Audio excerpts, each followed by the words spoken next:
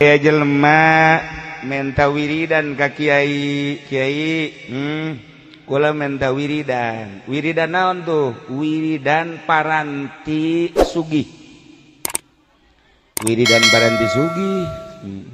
siapa lamun sugih ya sana moal kuat mawa sugih dasar wali numerena wali dibere wiridanana paranti datang ke Allah ya bae wiridkeun naon wiridana innama amruhu idza arada syai'an ay yaqula lahu kun fayakun fasubhanalladzi bi yadihi malakutu kulli syai'in wa ilaihi turja'un wiridnya ieu nya engke sugih-sugih engke bakalna sabaraha kiai sapetingna 1000 Mbah Ahmad 1000 sabare baca 1000 dibaca kunyana 1000 Bismillahirrahmanirrahim subhanalladzi bi yadihi malakutu innama amruhu idza arada syai'an yaqula lahu kun fayakun subhanalladzi bi yadihi malakutu kulli syai'in wa ilaihi turja'un terus we dibaca kunyana saeuting 1000 salila 113 poe mun dibikeun ka urang dieu olab asana moal kuat urang dieu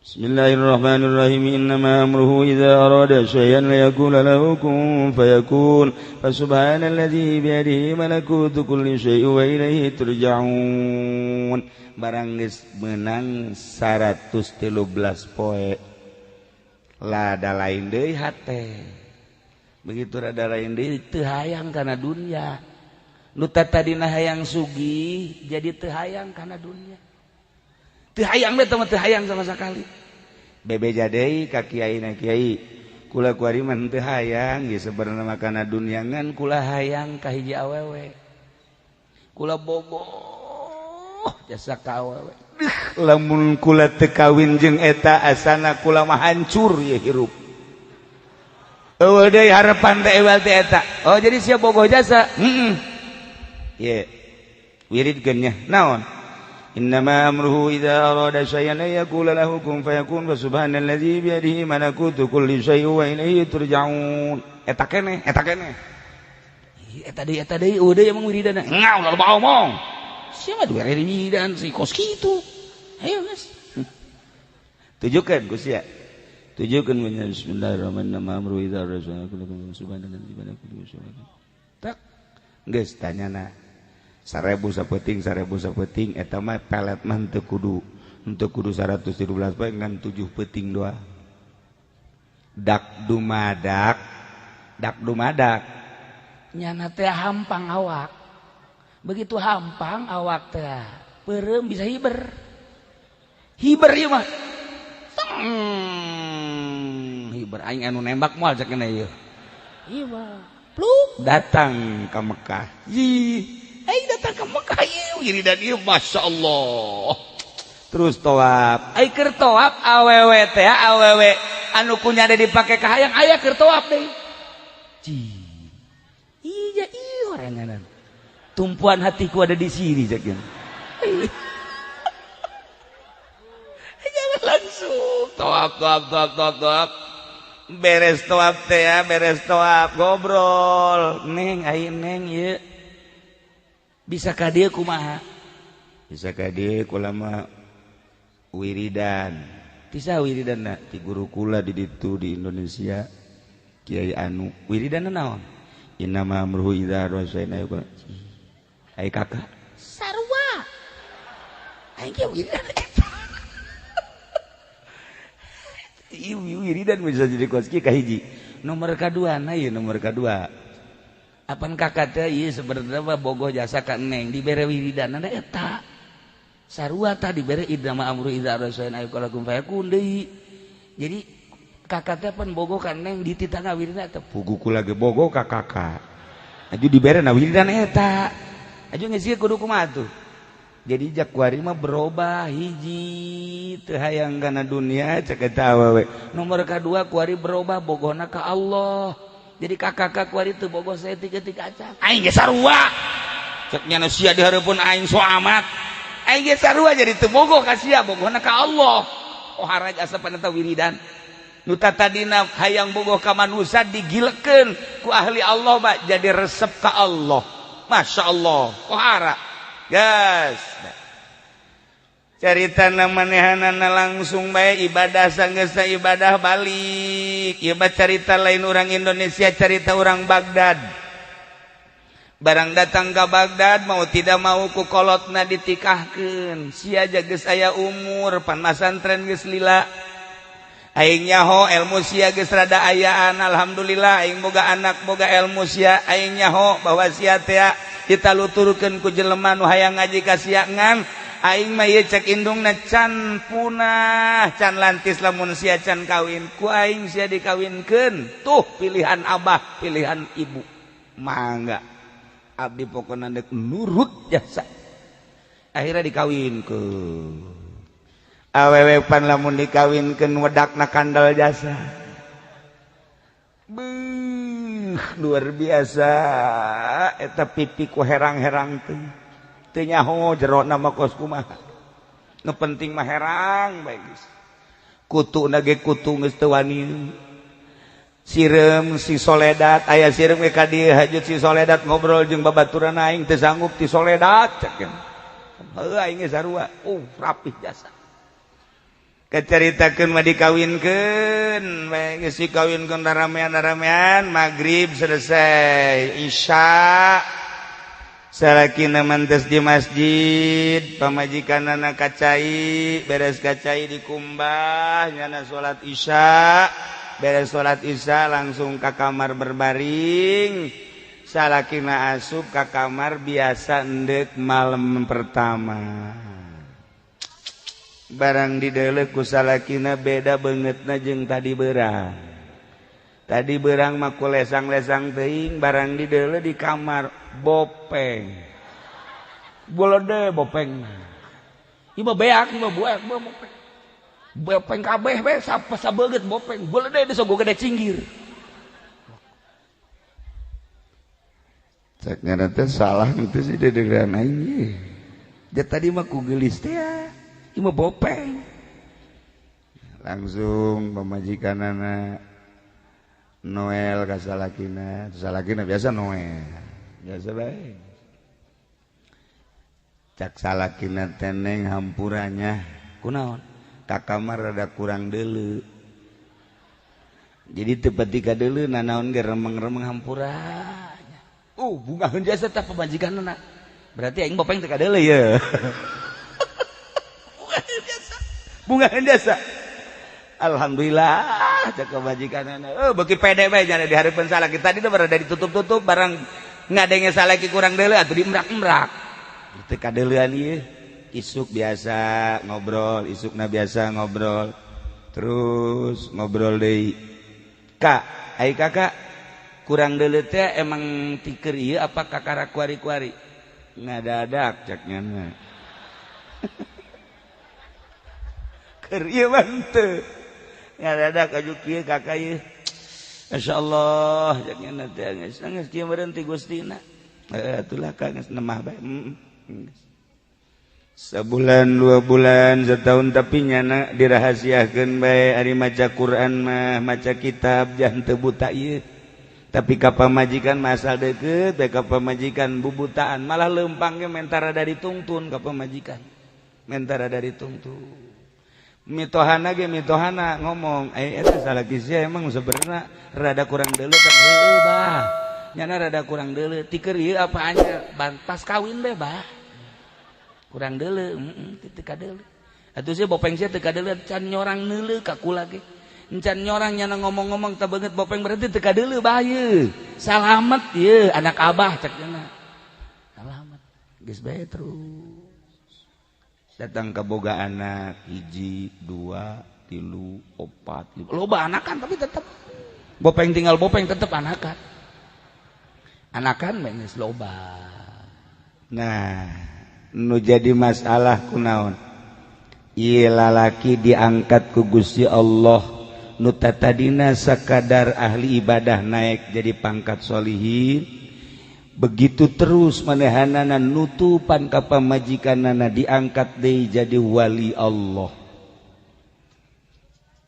ulah sambarangan eta teh ngabungakeun pamajikan lain kudu ku duit ngabungakeun pamajikan teh lain kudu dibantuan ku tanaga Ieu nutupan ka izin pamajikan ti kawin datang ka anak baranakan nyana tetep bae ngakuna kurang deuleu ku sebab nyana mipindingan ka izin pamajikan haju ditutupan ku salakina diangkat jadi wali Allah. Beuh eta pohara jasa kuat jasa teh santri.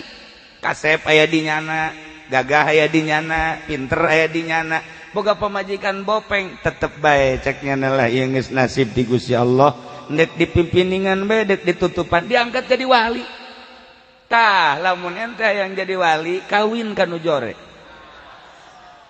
Asana ye saminggu ge ditolak ku sia. Eta nutupan pamajikan lain lalagaan. Ya Allah ya Rabbi ditaekeun deui ku Gusti Allah, taekeun deui ku Gusti Allah. Bahkan indung bapa nama nyarita sia eta boga pamajikan betah. Alhamdulillah bah. Aja ieu moal dikukukeun moal. Ditanya moal hayang kawin jeung nu sejen moal bah. Kunaon emang? Kieu bah. Lantaran ieu kula mah hirup di dunia teh moal kebal jasa. Abah, ibu kula moal karebal. Isuk pageto bakal balik ka Allah. Nu dipikiran teh engke lain kuari lah sapira dunia. Kunaon eta bisa kos kitu? Hatena bersih jasa datang ke pamajikan gitu nyahueun tah bahwa salaki teh asli dapat teu kurang deuleu teu nyahueun lantaran mipindingan pamajikan diangkat jadi wali. Ya Allah ya Rabbi tuh lamun urang nyaritakeun dongeng-dongeng kos kitu tah nya babari orang jadi wali itu babari. Mun urang pamajikan kebenaran hideung ulah disebutkeun hideung. Ulah urang dikawinkeun menang kolot ieu pamajikan urang hideung sarua jeung kasrol lah kira-kira gitu teh. Hideung. Tetep bae urang teh ka pamajikan beus ya ku putih-putih teuing geus. Ngomong dua tah mah kok kitu Bang. Emi pindingan. Ya Allah ya Rabbi Karim. Eta nomor 1. Nomor kedua Imam Syafi'i boga murid. Senggeus teh manehanana bisa ngaji pohara jasa nya kasep, nya bisa ngaji pan di Mesir maka rasep. Beda jeung di korelet di dieu. Di Mesir mah neangan anu jore, neangan anu henteu geulis moal aya. Di dieu mah neangan anu geulis hese. Di Mesir mah gareulis jelema. Nyahona geulis lain dedeulean kula. Ieu bae nu kolot nya Noel deui. Pan nya ilu ka Mesir, Noel kieu geulis amat. Berarti dedeuleana abnormal terlalu ai kolot haju neuleunan geulis papan belon teh mah berarti kan geus teu normal. Nah ieu Imam Syafi'i boga murid naon gitu pinter jasa ai prak dikawinkeun ku indung bapana jore jasa Masya Allah. Mun potongan bangsa urang mah geus moal anakan setrum setrum. Tapi nyana mah terus bae dilaksanakeun we teh perkawinan dibawa ka imah babaturanna ngomong eta saha pamajikannya sia teu salah deuleu lain si aing mah hoka kasep sia jeung pinter sia kok boga pamajikan jore amat lain sut-sut hitung aing mah nanya eta kunaon sih kusit aing boga pamajikan jore kahareupna 10-20 tahun kahareup bakal berahasia tinggi. Dah, rahasia-rahasia naon? Deleukeun ku sia ge. Deleukeun, sia boga pamajikan geulis, aing boga pamajikan jore, tapi aing geus nyaho dihareup bakal aya istimewa. Coba buktikeun. Bener bae 10 tahun 20 tahun hiji anakna kabeh jara di kiai. Nomor kedua karangan-karanganana loba jasa. Nyana ngomong berkat pamajikan jore aing bisa ngarang kitab. Sebab aing teu betah di kamar. Jadi aing ngarang bae aing lah daripada dia ke pamajikan hapeuk ceknya. Mending ngarang aing. Jadi iya teh cenah boga anak eta mah dibujeng enggalna bae cek nya. Kucrek geus beres. Tuh aing teh kuari itu rahasiana. Barang 20-30 tahun kapanggih deui jeung babaturanana ari eta kitab anu dur toko kitab karangan sa Alhamdulillah karangan simkuring. ai itu anak anu nyeun pasantren di itu di ditu eta anak kaula. Alhamdulillah masyaallah. Rahasiana naon sih eta bisa boga anak jadi di kiai haju karangan loba. Rahasiana pamajikan jore. Jadi aing geus teu betah jasa aing mah di kamar teh teu betah. Neule irung ya irung kos kitu. Mata kos kitu. Haju ieu sungut jebleh kitu pan. Nah aing rahasiana kulantaran teu betah pake nganalar pake ieu ngarang tah kitab karangan-karangan aing loba eta teh berkat pamajikan aing jore. Tuh nu mantak di jero kateungeunah aya rahmat Allah. Geus lamun urang boga pamajikan jore asana ieu ye anu ngamotivasi ka aing bakal jadi wali aing. Tungtung nama ka pamajikan teu bogoh jadi wali henteu. Urang mah rugi 12 betungtung nama. Nu jelas mah disadari ku Gusti Allah, disadari ku urang. Nah ieu maksudna kumaha? Hate urang lamun geus bersih neuleuna naon bakal akur. Neuleun nu kasep ciptaan Allah, neuleun nu geulis ciptaan Allah, neuleun nu jore ciptaan Allah, neuleun nu kumaha bage ciptaan Allah. Urang bersihkeun geura hate urang satungtung urang dibere umur ku Gusti Allah, pake dumadeheus ka Gusti Allah. Abe urang ibadah mantep ka Gusti Allah. Urang geus jelas masjid mah ieu teh kurang bersih, maningan ngabersihan hate urang. Yu urang babarengan di mana kiai ngabersihan hate moal aya di sakolahan mah ngabersihan hate mah ayana di pondok-pondok pesantren salafi. Ai kitu pondok pesantren modern salah teu salah sama sekali. Jang perbandingan mah jeung kemajuan negara tetep kudu aya pondok pesantren modern. Ketika urang endek nyaritakeun ka Allah ngabersihan batin saha bae di mana bae dunia urusanana pasti kembali ke pesantren salaf. Endek kumaha bae ge kurang kumaha kimu pasir nyana di jurusan hukum ketika hayang kapanggih jeung Allah mah nyana tetep bae ka salafi. Di Garut aya seorang hakim deket ke pesantren Gurukula didinya manehanana eureun jadi hakimna kurang kumaha hebatna manehanana kunaon endek ka Allah horenganan teu bisa make jalan eta. Udah boga guru bahasa Inggris baheula kungsi lalagaan belajar bahasa Inggris nyana di Universitas Bandung ngaguruan Pak Aam ngaranna ngan kula mah haju dipicen teh bahasa Inggris ngan nyahona ngan hiji doang I love you doang hiji doang eta mah teu dileungit-leungit kan antum asal anu geus I love you say eta mah eta tadi leungit teh mah. Nah eta kumaha ketika nyana asup ka pondok pesantren nyaritakeun tentang ibadah kunyana ditinggalkeun profesi nyana sebagai guru bahasa Inggris di Universitas Bandung.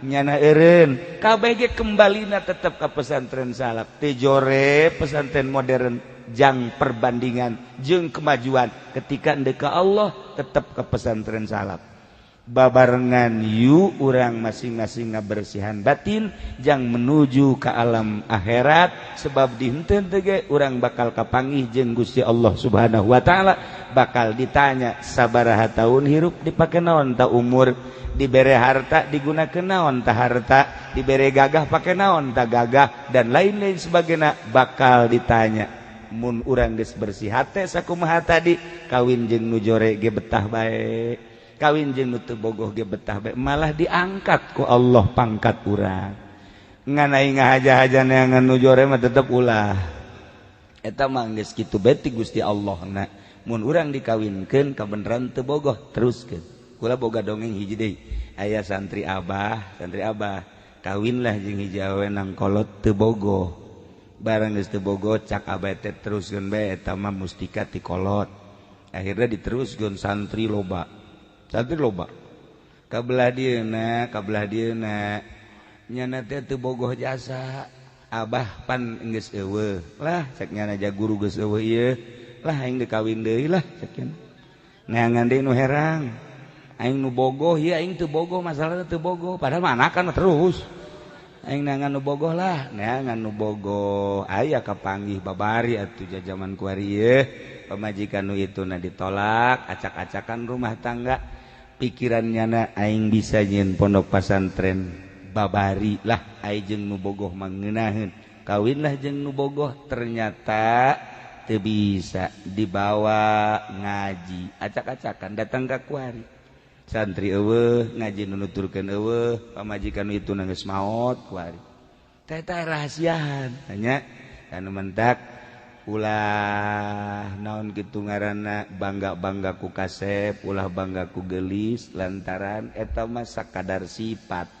urang boga pamajikan geulis tapi teu bisa dia pake diajak ibadah nyeri hate makan hati kuari mah maningan boga pamajikan urang Lampung galak geulis galak atawa urang Brebes hideung ngan bager maning mana coba mendingan ayo tuh sekali deh Lampung nya putih nya geulis tapi galak ai urang Brebes nya hideung nya beke tapi bager maning mana ayo tuh bisa ngajawab sih aja esek aja ku kumaha gitulah para jamaah kaum muslimin wal muslimat rahimakumullah.